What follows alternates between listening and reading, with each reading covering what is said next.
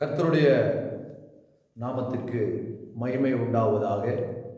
இந்த நாளிலே தேவன் நமக்கு கொடுக்கிற வார்த்தை ஆதியாகமத்தினுடைய புஸ்தகம் 17வது அதிகாரத்திலே 2வது வசனம்.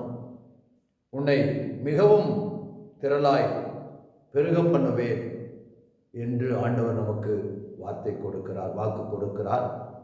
உண்மையாகவே ஆபிரகாமுக்கு இந்த வார்த்தையை கொடுத்தார். ஆபிரகாமுக்கு இந்த வார்த்தையை கொடுத்து பல ஆண்டுகள் கடந்து விட்டது. ஆனால் வாக்கு செய்த தெய்வம் மாறாதவர். நிச்சயமாகவே ஆபிரகாமை அப்படியாய் சொன்னவர் அவன் சந்ததியை வானத்து நட்சத்திரங்களைப் போலவும் கடற்கரை மணலத்துறையாகவும் பெருக பண்ணுவேன் என்று சொன்னவர் அப்படியாய் ஆபிரகாமை திரளாய் பெருக பண்ணினார்.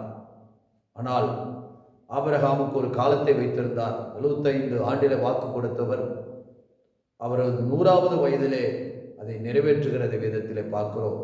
நிச்சயமாய் நம்மையும் கர்த்தர் மிகவும் திரளாய் பெருகச் செய்வார். நமக்கு வாக்கு கொடுத்தவர் வாக்கு மாறாதவராய் இருக்கிறார். எந்த சூழ்நிலையிலும் ஒருவேளை பெருக்கமில்லாத நிலைமைகளிலே நாம் இருக்கலாம்.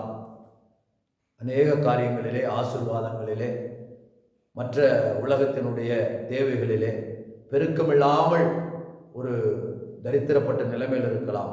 ஆனாலும் ஆண்டவர் வாக்கு கொடுத்தவர் நம்மை மிகவும் திரளாய் பெருக பண்ணுவார்.